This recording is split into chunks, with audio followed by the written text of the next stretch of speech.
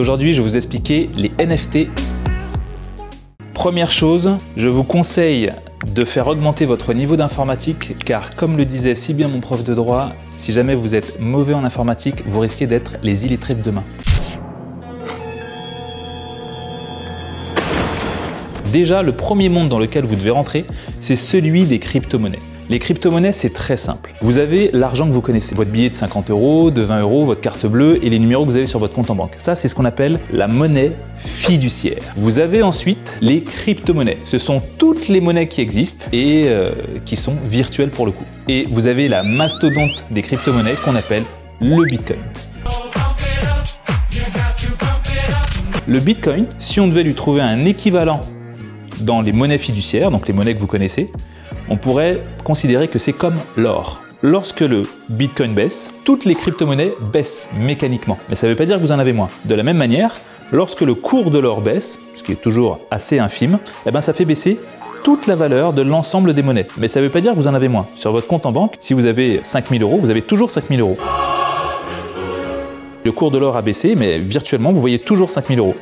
La chose qui est très différente avec les crypto-monnaies, c'est lorsque vous regardez le Bitcoin et qu'il a baissé, sur votre compte crypto-monnaie, vous voyez aussi que ça a baissé parce qu'il n'y a pas cette virtualisation que fait la banque pour vous montrer que vous avez moins d'argent. Donc, vous avez le Bitcoin, Mastodon, l'or et en dessous, vous avez toutes les monnaies qui existent. Dans le cas de la crypto-monnaie, ça s'appelle des altcoins, c'est-à-dire les coins, donc les cryptos alternatives, altcoins. Et de l'autre côté, vous avez l'or et vous avez en dessous toutes les monnaies, l'euro, le yen, la livre sterling. Donc ça, c'est le monde des crypto-monnaies. Ensuite, vous avez les NFT. C'est ce qu'on appelle un non-fungible token. Mais je m'explique. Vous avez derrière moi des livres. C'est tangible. Vous pouvez le toucher. Vous voyez, dans le non-fungible token, c'est que c'est non tangible. Vous ne pouvez pas le toucher. C'est virtuel.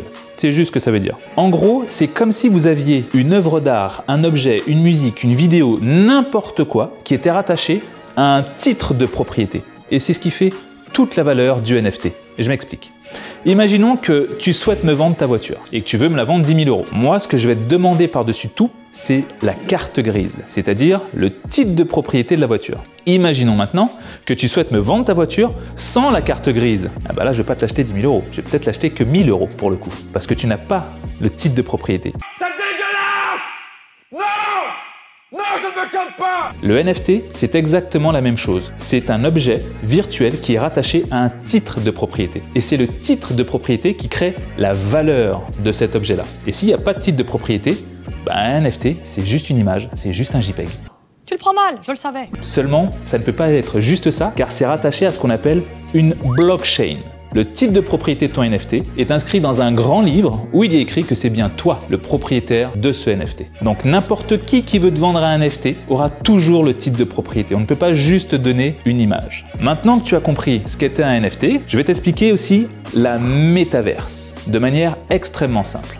Il n'y a pas qu'une métaverse aujourd'hui, il y en a plusieurs. Et peut-être que dans quelques années, il n'y en aura qu'une qui fera autorité sur toutes les autres. Un peu comme le Bitcoin et les autres crypto-monnaies. La métaverse, c'est un monde virtuel dans lequel tu peux aller. Et dans ce monde virtuel, tu peux acheter des choses. D'ailleurs, ce sont ces NFT. Et ces NFT, tu les achètes avec quoi? De la crypto-monnaie. Donc il faut que tu imagines le monde dans lequel on vit actuellement. Toi et moi, c'est le monde. Dans ce monde, il y a des objets. Et pour acheter ces objets, il me faut de l'argent fiduciaire. La métaverse, ce sont des mondes virtuels qui existent. Et à l'intérieur de ces mondes virtuels, tu as des objets virtuels. Et pour acheter ces objets virtuels, il te faudra de la crypto-monnaie. Aujourd'hui, on a pu voir que dans certaines métaverses, il y avait des terrains qui s'étaient vendus à plusieurs millions de dollars. Tu as pu aussi voir très récemment que Facebook avait changé son nom pour Meta. Meta, ça veut juste dire la Terre. Et verse, virtuel, monde virtuel. C'est aussi simple que ça. Je te fais un petit bonus pour t'expliquer comment est-ce que se valorise un NFT au passage. Tu as des plateformes comme OpenSea. Je te mets le lien juste ici et tu l'auras dans la description de la vidéo aussi au passage. Ce qui fait la valorisation des NFT, ça peut être plein de choses. Qui l'a créé?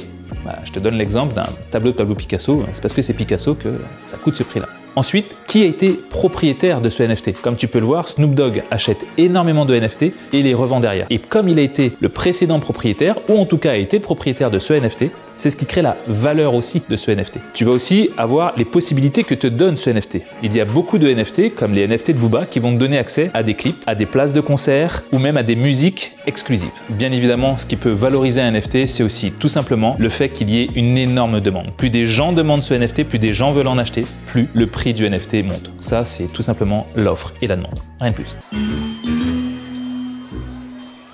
Maintenant que tu en sais un peu plus sur la crypto, sur les NFT, sur les métaverses, je te ferai une prochaine vidéo pour t'en donner encore plus sur chacun de ces mondes de manière un peu plus détaillée. Au passage, tant que tu regardes cette vidéo, ici tu as un petit bouton s'abonner. Je compte sur toi pour t'abonner et un petit pouce bleu, ça fait toujours du bien. Merci.